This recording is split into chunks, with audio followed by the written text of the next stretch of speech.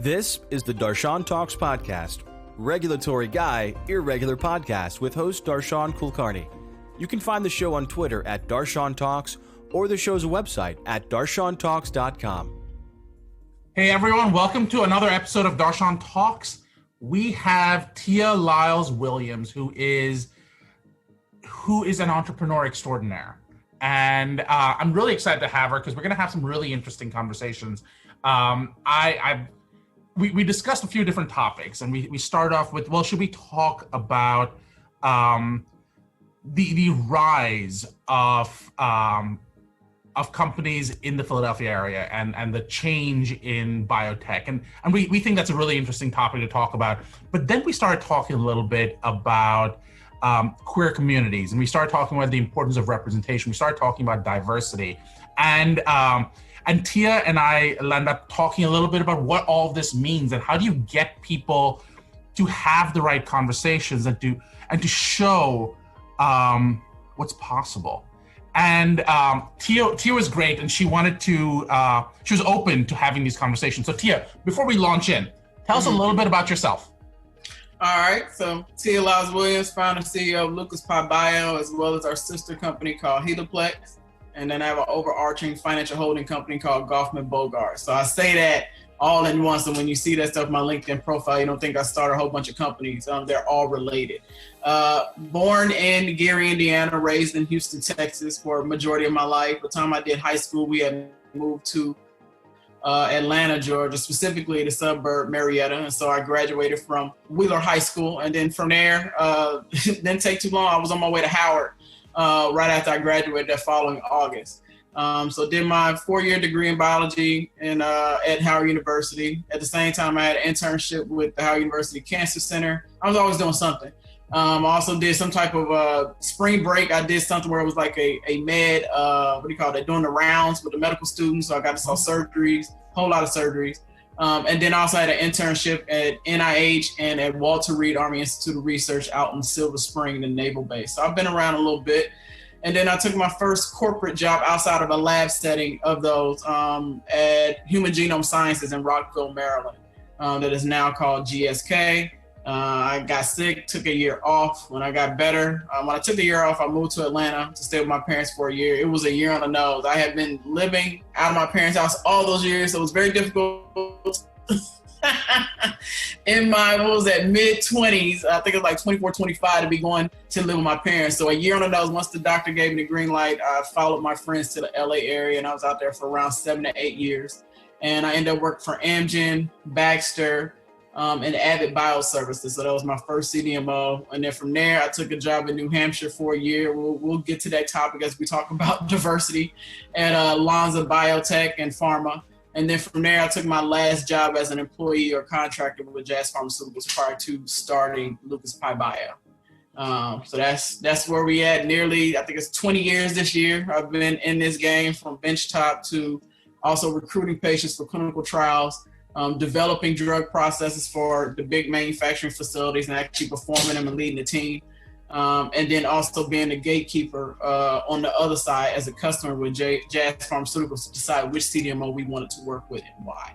So I've seen all facets on both sides that led me to where I'm at today. So let's ask the question that you sort of hinted at when you're deciding which CDMO to work with at Jazz Pharmaceuticals. And again, we're not making any representations for Jazz. No, it'd be any of them. Mm-hmm. Right. What did you look for? And was diversity one of the factors you considered in what you're going to, the type of company you're going to bring in? Hell no. To be honest with you, and I don't even think it's to be mean or, to be an asshole in this situation. I think it's because when you're working with your peers in an environment, and you know this, no matter what job you're doing, you just stuck and you're zoned into work. And you looking at the quality of the work that's being done. So when I was working with Jazz, my thing was looking at, who has the scientific capabilities on paper, and when we speak to them, who is the most open and upfront about their quality record and their regulatory record. And at that time, regardless of what happened, it was one that stuck out. And my peers at JP went against them. And it wasn't nothing because they didn't like them. It was more so because of comfortability. And so the most jacked up partner that they already worked with had already had all these delays for another product that they had. That's who they chose to go with the next product they were developing in their pipeline. And that opened my eyes wide. I was like, are you serious? You can't get any of things on time. They've already proven they don't know what quality even means. And regulatory, let's not even talk about it, because they allow you as the customer to do things against regulatory. And then I figured out that most CDMOs take their instruction as far as our guide on regulatory from their customers. So then that already is going to jack things up even further, because now you got two entities that are not familiar with the regulatory process. And so now you're doing things against that can hurt you with your IND or BLA filing. And so that for me was eye-opening. So diversity, no. Most of the times you're not going to see no diversity, even in California, right? At Abbott Biosciences, where I used to work. There was some diversity to a certain extent, but definitely none at the director or C-suite level.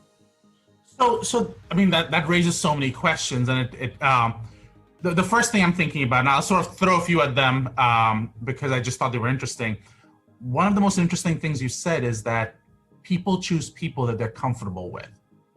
And for me, that's really interesting, because if you're talking about diversity and you're saying that brings value, because we're saying that different viewpoints change how you look at things. That's been the mantra of diversity, if you will.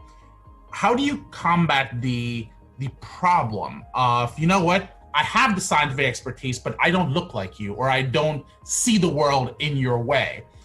Does that automatically make you not, how should I put this? Not the same as you, and that the thing that makes me powerful is also the thing that makes me a problem, if that can be phrased that way. Yeah. Go ahead. So what is your take? So how, if as you grow your company, how do you fight that challenge, if you will? Well, we definitely work as a team. There's a team of 13 of us, including 2 business development consultants. But then outside of that is my network of partners. And to be honest, none of my network of partners look like the traditional biotech either. Celtion is owned by women who are of Indian descent. It's actually a family-owned business between mother and daughter, and I think I haven't figured it out. I don't know if that's her son or her brother or whatever the case may be. So it's a family-owned business for a cell line development company. And then you have Jefferson Institute for Bioprocessing that is in Philadelphia, and it got everybody. It got blacks, it got Indians, it got whites, it got everything, right? I think what helps us stand out is that ability to make them seem that they have control over the project, which they do. Right, a lot of my CDMO peers, they kind of, hey, this is what we can do, and this is how this gonna work. And if you don't like it, we don't care. And if you try to have any input, we're gonna charge you an extra $1 million just for saying something because you get on our nerves. And so that's how a lot of my peers work, and that's why customers go who they're comfortable with, because they feel like, okay, we dealt with them before, we can actually understand what they're saying. We don't have to come off as like let them know that we don't know what we're doing. Right? Whereas with us as Lucas Pi Bio, we come to you, it's kind of like a family setting. We're asking you questions. You ask us questions, we answer it. We're providing input and actively asking for your input along the way, saying, okay, this is what we're proposing to do. Do you agree with it or not? And if not, what is your counter proposal? Right? So that just, I think, is more doing and your actions that will help you stand out despite the circumstances of you not looking like whoever they're used to working with, right? I don't think nobody's going to have an opportunity, especially in our industry, to even have an understanding of what that feels like until you give us a shot. But I also know there's not going to be many people brave enough to give us a shot to first go around, right? So It's going to be very, very important for those first set of customers that we not only get the job done, but what we have built in our platform is a circulation or a process of feedback concerning our customer service, and then using that as part of our proposal to the next customer. Say, we don't have to give the customer's name, but this is what that person said about us. And then if they want to, do a cross-reference check, yeah, we'll offer that information upon give permission from the previous client so that they can speak and give them an honest answer of how we work. Now, most of my CDMO partners, they're not going to do that. They scared. They know they ain't doing everything the right way, so they wouldn't dare allow you to speak to one of their other customers. And that's because their track record is already jacked up. And unfortunately, in biotech with CDMOs, on the customer side, everyone knows who to go to for what. Right? We know we can go over here for preclinical. We know we can go over here for phase 1. We know we can go over here for phase 2. We know we go over here for phase 3. And then last minute, if it does not work out with any of that, as far as your expectations, you know you can go over here just for commercial, and you're comfortable with paying that extra money to transfer it, because you know that when you go with them commercial, you're not going to have all these hiccups coming back from the global regulatory community once your product is already in the market. So you talk about how you're open and you are you make this information available. You talked about some of your partners, and you talked about, for lack of a better term, visible diversity. And what I mean by that is looking like you're Indian or you're Black or anything else. What happens about diversity in expression, whether it's genderqueer expression, whether it is generally queer expression? Have you seen that in the C-suite, or have you seen that in the type of engagements and the type of opportunities that are being offered to individuals and or companies who are trying to get a foot in the marketplace of ideas, if you will? I would have to say in biotech, no, but I have one of my best friends used to formerly work for Toyota in their quality department, and it was a few years back, and so they actually had them retrain on gender identity and pronouns, because they had an employee that transitioned from male to female. And I thought that was awesome, right? That they were doing it. She thought it was awesome. And the company was Toyota at that time. For that particular person at that location in Texas, was zero tolerance on anything against that person. They made that very, very clear, and they made them train. This wasn't no one-day training or email. It was like a week-long training, and that person wasn't even back yet. They did all this in preparation for that person to come back as their new selves. So I find that very interesting. I find that to be a plus. In biotech, when you see, if there is somebody queer, first of all, you probably don't know it because they keep it to themselves. And second of all, it's definitely not going to be anyone that's transgender that makes any sense. Most of the time, an example I'm getting ready to give, and there's a white male that looks like a straight white male, you will have no idea that he was a part of the queer community unless you had the opportunity to meet his partner, which I doubt they would bring to any type of company function. And that's the way it goes. And you're definitely not going to see a woman like myself, a masculine presenting woman, dressed like me in that seat. Two stories. So I'll go with the first one with the guy. It was a story we was at Biotech 2018, the Bio International Convention in Boston. Totally diverse panel, nothing I've ever seen before. So you had a white lady, you had an Indian man, you had a white man, you had an Asian man. I think that was it. And so they doing, everybody celebrating this. And so then I stood up and asked the question, I said, this is all great, and I'm glad y'all implement these things. I said, but what are you going to do to get more people that look like you up here and some of us out here in this audience to the C-suite? And so one guy, Asian guy, took it as that I was just only referring to the Black community. And he had the nerve to say, well, not many Black people live where we live, so there's no point of doing any training or education or any type of disseminate any information to welcome those types of people. This is what he said at the bio conference, right? And I thought that either the gay queer guy would stand up or the white lady, the Asian lady. Nobody said anything. They all looked at me and stared in space like, yeah, I mean, why? They're not around. I was like, well, don't you think that in order to have somebody come there that you need to make sure that everybody's on one accord and make sure that when that person, let's say you do find somebody that's Black in that caliber, since now we're talking about Black, don't you want them to feel comfortable when they come to your company? Yeah, I mean, I don't have to worry about that. There's not many people that live where our company is at that's African-American, that's Black, and just left it. Mind you, at this time, leading to my second story, I am an employee at Lonza, New Hampshire, right? And I can't give too many details because we got some legal things going on for that matter. Uh-huh. But what I will say was, at least they tried to play the game during the interview process. When I got there, when I actually moved from LA to New Hampshire, of all places, things changed very, very rapidly. So there was, and I was supposed to be in a manager position. They demoted me right away to supervisor, and even that was hell. They didn't speak to me directly. They assumed that the white person on the floor was in charge instead of me being in charge. It was a whole mess. And so what I say is that they did exactly what the people at Bio said that they weren't going to do. Nobody lives here. We don't have to worry about that.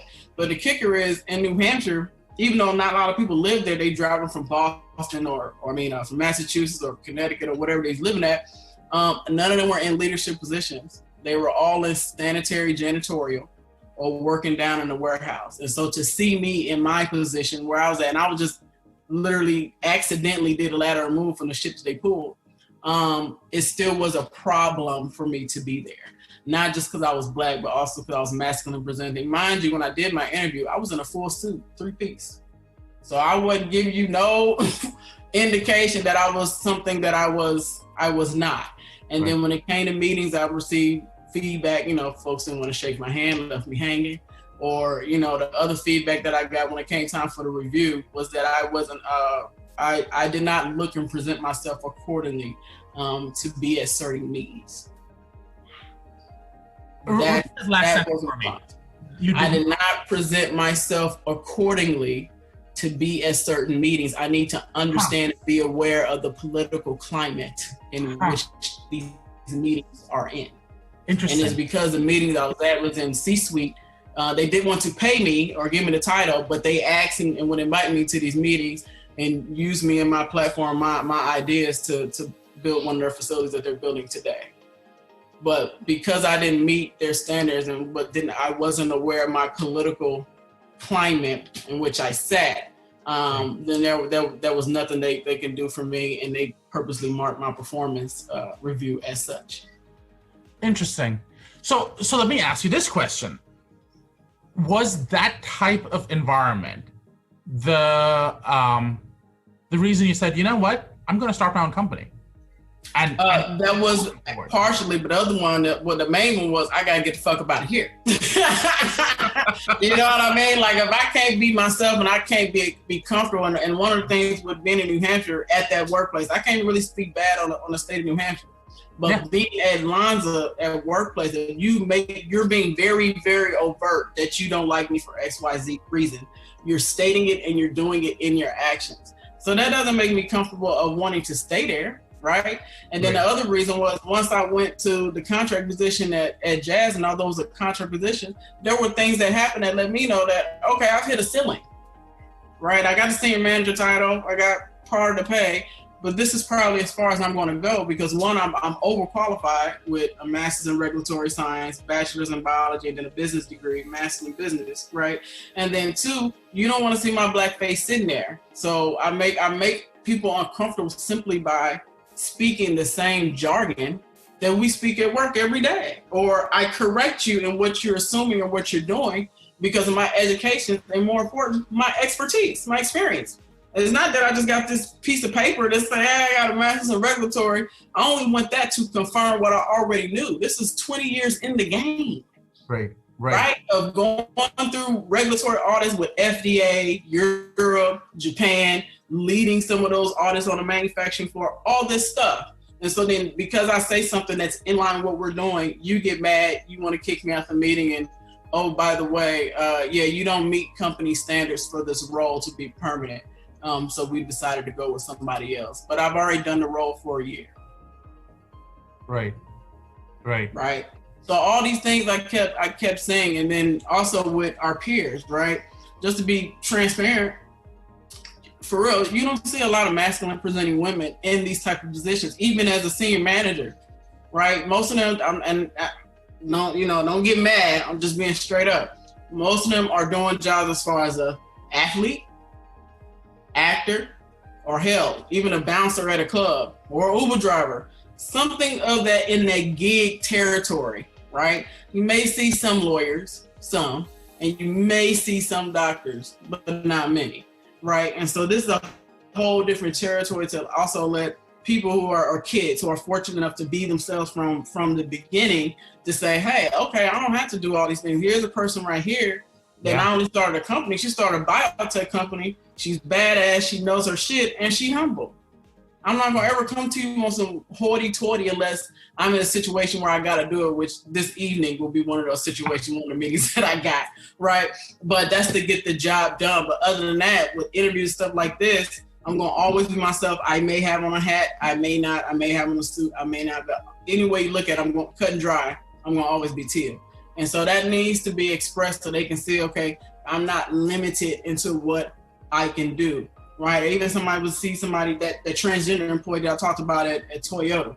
If I knew who the person was personally, that would be somebody that you want to see, you know what I mean, up front and close doing their thing in these types of jobs and letting them know, like, this is not a limitation. You can be who you are as you are and do what you want and what your passion is to make a living for yourself and your partner and your family. And it's super important. But biotech is a long way from that, right? So certain things that you just gonna have to do to make yourself feel comfortable regardless of the environment, right?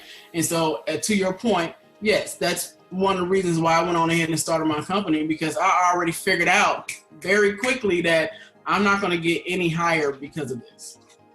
So let me ask you this question. Talking to you, it seems are so comfortable in your skin. And for me personally, getting comfortable in my skin in general has always been a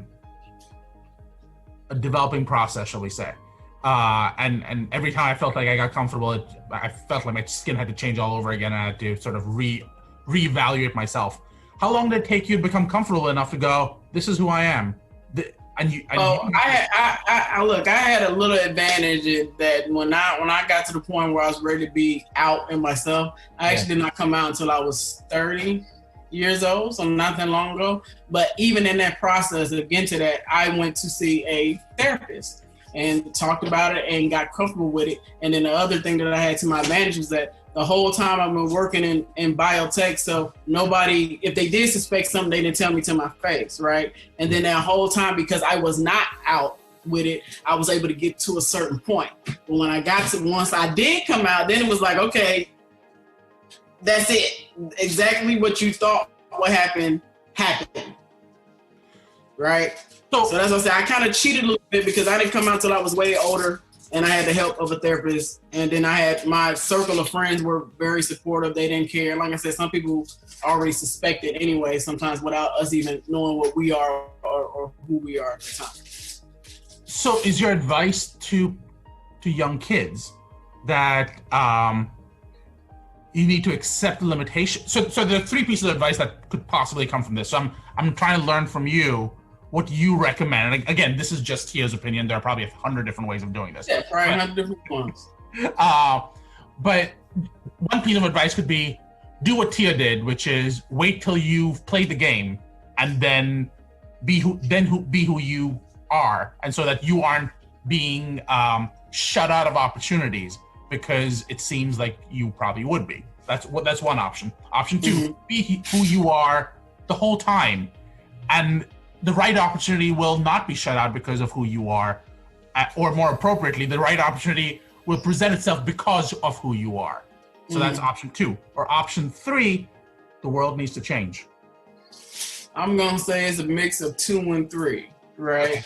So, and the reason why I say that, because to say to hide who you are, like this generation of kids, they are totally open. You see little boys at 6, 7 years old with green, pink hair, their parents let them do whatever they want to do, right? So I say that to say, no, be who you are out of the gate, but go and attain certain things, whether it's experience, degree, certificate, some type of training, whatever it is that you want to do to become an expert in that field. So regardless of what's going on, I just gave the example that when we look for a CDMO, I won't look for diversity, I was looking for who can do the job, right? And so you're going to be in more situations of people that's going to be looking at who can do the job as we get down to these next generation and keep on going versus looking at you for, oh, that person has pink hair, or that Ryan, the guy, is now a woman wearing a dress. They don't care about that stuff going forward. So be who you are, but also do things to prepare yourself. There's no different than, I hate to say it, unfortunately, that as African-American kids, we were taught when we was little, they're still being taught that now, that you have to go extra hard so people can look beyond your skin color, because at the end of the day, you're not just what you are on paper, but in real life, you actually execute that. That is the main thing I want to get. Be who you are, but do what you need to do to get to the next level of what you consider your success. And make sure you do it so well that some people still gonna look, but the majority of people are gonna see right through that and help you get to the next level, or help yourself get to the next level by going after those things. That's my recommendation. So let's ask this question. How do we help them get there? How do we as an industry help provide those opportunities? Because in the end, as I get older personally, I find myself going, I want to help people. And I'll be honest, like when I was younger, it was all about competition and I want to get ahead. And as I get older, it's, I've done what I need to do. I'm not in that rat race in the same way anymore. Right. And I kind of want to help kids and young adults find themselves and be who they want to be, and yet not compromise the opportunities that they may have. So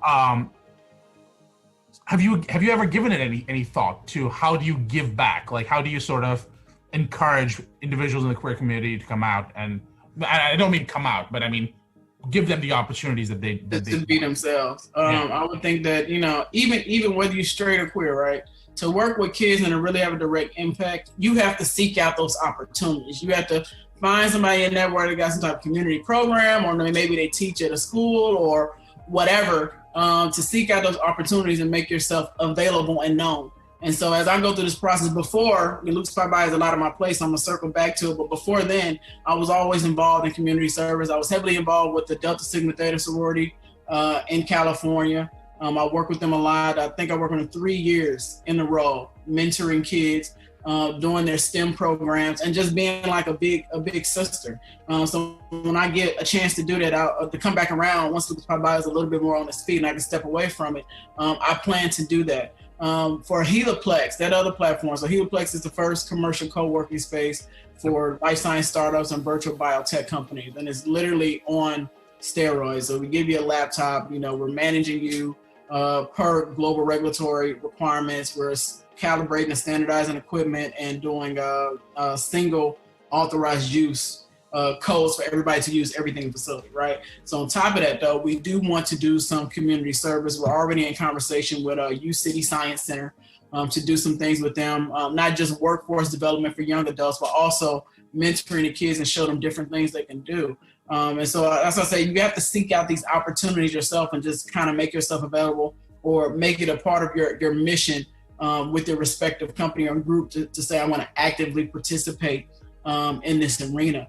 The other thing that you have to do is try to have some influence with the school system or with the university system. Not many commercial companies, at least not in biotech, partner with academia in that way. They kind of take advantage of them and buy their assets for cheap, right? Because they know better as far as what it's really worth and what they can get it for based on where it's at the commercialization process, but also impacting that curriculum. A lot of times, especially in biotech, I know most of my peers, as far as the big pharma, they do some things, but they're not really active. They show up, they guest lecture, and they out. And then we're trying to figure out, okay, why when these folks graduate, why aren't they ready? Why can't you were working in a lab in academia, why can't you come in this lab at, for instance, Merck, GSK, or whoever, and do what you need to do? And so it's those leadership, peer-to-peer mentorship programs that the commercial market needs to actually put that as a priority, so we can actually start training the next generation of the workforce. At the rate that we're going, even now, right? Baby boomers are retiring. Regulatory was already hurt. When I got into this industry, the only people that's in regulatory, they were probably old as my grandparents. And so now you got some of the baby boomers that stuck around, and now, that is I don't have any kids, but friends and their parents, that's grandparents. They leaving again. And so until we change this and get rid of this invisible line between academia versus commercial, we're going to continue to go in a circle. We're going to continue to have situations like this with COVID-19, where it's taking longer to get things done because academia was never prepared to be able to actively participate with the global regulatory system, actually put out a product to solve problems like these, right? And then you have commercial on the other side that was so focused on what has the most patients available for clinical trial and what has the least options as far as standard of care on the market. And so now we here head to head looking at each other like, you got it, and I ain't got it. Well, how we gonna do this? Well, and your president, who my sister just texted me a while ago, said that he wants a treatment for COVID-19 by election day. Yeah, if I was a betting man, and this is sort of, no one asked me for my opinion, but I'm going to give it anyways. Give it, please. Hell, they ain't asked me his either, so shit. The chances of us having a COVID-19 treatment before election day, I would say, is less than 5%. But what do I know? I've only been in the industry for 20 years, so I may be missing some things. No, you ain't missing nothing. That's why we still got all these bioassays that are doing false positives and things like that. Like, until we sit down and do this the right way, until we sit down and make sure everybody stays home regardless of what's going on, it's going to continue to spread, and we're going to get further and further away from the mark of being able to produce, a viable treatment, hopefully vaccination and cure type situation for COVID-19. So I love that whatever we talk about now, the conversations always come back to COVID-19 though. It's always. And I love it because now people are like, oh, Tia, this is what you've been doing for the last 20 years. Like, okay, well, we know you got the insight. Can you let us know when you got a cure? I'm like, first of all, I'm a CDMO. We don't do no research and development right now. We take people's stuff and get it to the clinic. I was like, but when I do get something, I'll let you know. But this shit is hilarious to me now. Everybody's so concerned and in biotech, and everybody's an expert on COVID-19. I got to argue with this dude at the store. He's standing close to me. He's mad because I'm basically working on my phone as I'm shopping during the day for my family. Yeah. And he gets mad. He's like, well, this is 6 feet. I'm like, dude, this is 3 feet. This is not 6 feet. You can't catch COVID that way. And he just angry. He just pissed off. But I say that to say that now everybody's an expert on what COVID-19 is and how you can get infected. And this is a mess. One of my favorite things was this comment. I think I saw it on either Facebook or Twitter, but it kind of went, I'm really impressed by the number of people who are constitutional scholars who suddenly became public policy experts. Because I was like, yeah, that seems about right. But I love it.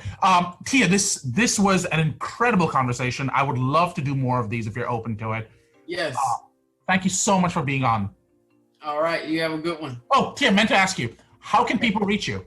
Oh, excuse me. I'm very active on LinkedIn, so that's the best way to reach me. Other than that, you may see me on Instagram, or you can email me at info@lucaspibio.com, and somebody or me will get back directly to you and answer your questions, XYZ. And could you spell Lucas Pi Bio, please? LUCASPYE, separate word, bio.com. Awesome. Thank you again, Tia. This is the Darshan Talks podcast, regulatory guy, irregular podcast with host Darshan Kulkarni. You can find the show on Twitter at Darshan Talks or the show's website at darshantalks.com.